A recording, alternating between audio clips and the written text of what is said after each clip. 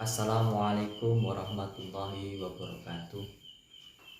Untuk hari ini kita juga akan membahas terkait dengan realita yang ada di masyarakat ya.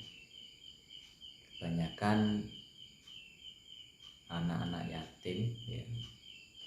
Anak-anak yatim setelah lulus MI maupun SD itu melanjutkan kemana seperti itu ya.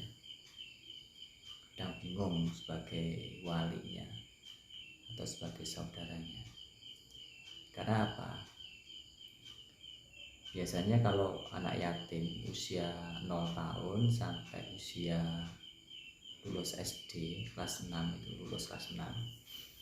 itu kepedulian lingkungan masih bagus. Kepedulian dalam ranah apa?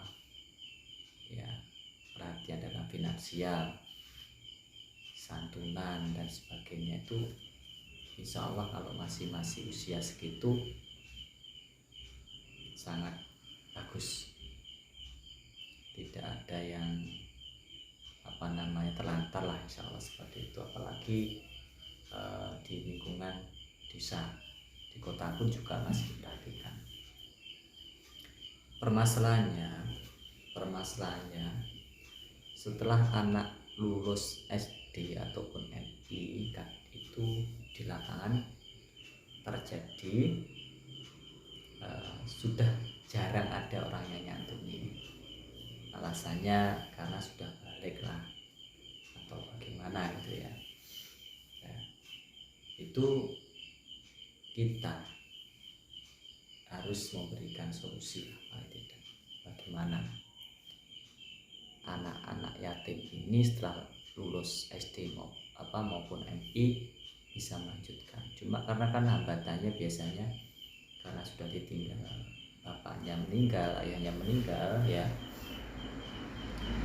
ibunya hanya hidup sendirian bersama anak tersebut, penghasilan juga nggak begitu ada, mau melanjutkan kadang di sekolah umum walaupun ada beragam bantuan kadang-kadangnya ya masih kurang karena kebutuhan anak sekolah itu banyak. Walaupun mungkin di sekolahnya ada program PIP dan sebagainya, atau mungkin ada program Garda Ampuh atau gimana, atau mungkin ada program SAS dan sebagainya, atau mungkin sekolah punya program menggratiskan anak yatim seperti itu. Tetapi biaya lain-lain itu yang amat tinggi, biaya operasional anak, mulai dari sangunya sampai yang lain-lainnya. Nah ini kita sebagai orang dewasa ya juga paling nggak tetap harus memberikan perhatian pada anak yatim seusia-usia yang lulus dari SD maupun MI.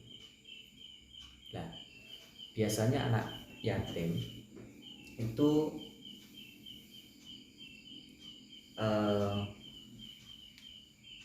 pergaulannya itu memang harus diperhatikan. Kadang kita sebagai orang dewasa ketika mengingatkan anak yatim takut ya, dengan alasan wah aku kulit nyeneni arek yatim, ngomongnya nyeneni arek yatim uti kualat seperti itu kebanyakan seperti itu. Padahal menegur atau mengingatkan anak yatim itu adalah bagian dari pendidikan. Tapi kebanyakan orang baik keluarganya maupun tetangganya ataupun saudaranya ataupun orang lain enggan untuk mengingatkan karena takut alasan itu saya dengar sendiri itu banyak seperti itu, sehingga ketika akhlak anak yatim itu ibaratnya kurang terarah ya dibiarkan seperti itu, sehingga anak tersebut itu ketika tambah besar susah terkendali. Dampaknya gak heran anak yatim ya tidak semua akhlaknya kurang karena kan banyak faktor tersebut. Salah satunya tersebut itu tadi yang saya sampaikan. Nah, bagaimana anak-anak yatim ini akhlaknya bagus? paling enggak ketika dewasa mereka itu memiliki kemandirian ya, dan juga memiliki peluang yang sama untuk sukses. Maka para dermawan, para agnia itu paling tidak harus ada upaya untuk mondokkan anak ya. Mondokkan anak itu penting sekali. Ketika anak yatim itu ditaruh di pondok pesantren, insya Allah ini adalah jariah yang akan luar biasa dampaknya.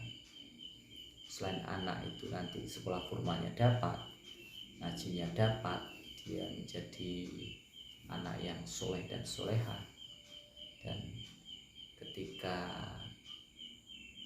dewasa mereka bisa mandiri, bisa menata ekonomi, nah paling nggak seperti itu. Dan dengan pendidikan agama di pesantren paling tidak dia akan selalu mendoakan orang tuanya yang sudah meninggal. Ini adalah sesuatu jariah yang luar biasa. Ini belum banyak yang menggarap ranah ini. Kebanyakan di masjid-masjid, di musola-musola sifatnya hanya santunan untuk anak usia 0 tahun sampai SD, luluslah SD. Itu pun kadang setahun sekali pas suro, bulan suro. Kadang ada yang setahun 2 kali, tergantung program itu sifatnya masih santunan. Tapi ke arah sifatnya pemberian ke arah ataupun mengarahkan ke arah pendidikan umum maupun formal masih jarang. Umum atau formal atau pesantren jarang. Ini maka perlu, kalau bisa ketika ada yayasan atau lembaga amil zakat ataupun yang lainnya ya, ormas ya, ataupun masjid ya, ataupun musola yang memang mengkoordinir dana umat, paling enggak program-program seperti ini menyekolahkan atau mondokkan anak itu perlu. Bahkan kalau bisa anak-anak seperti itu dikuliahkan. Ada yang dikuliahkan di keguruan, ada yang dikuliahkan di ekonomi misal, ada yang dikuliahkan di kedokteran seperti itu.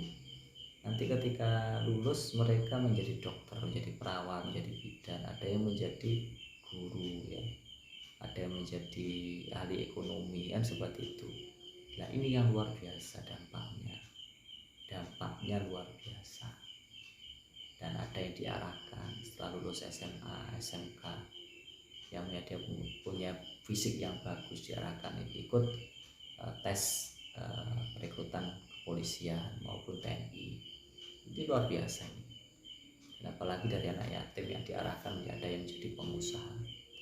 Mereka ketika sukses, ada yang jadi polisi, ada yang jadi TNI, ada yang jadi pengusaha, ada yang jadi guru, ada yang dari ahli ekonomi, ada yang jadi dokter, perawat, bidan dan sebagainya dan lain-lain.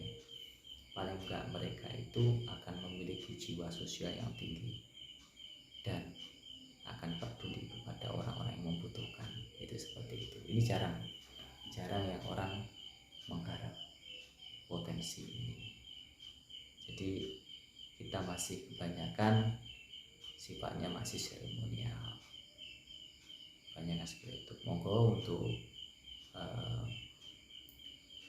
bapak, ibu atau saudara-saudari dimanapun berada yang sekarang ini diamanai untuk menjadi pengurus masjid, pengurus musola, atau pengurus lembaga amil zakat, pengurus ormas maupun banom-banomnya, coba kita naik setingkat ya, untuk anak yatim itu tidak hanya sebatas santunan, tetap santunan ada, tetap itu, cuma programnya ditambahi gitu ya. Ini cuma sharing, tidak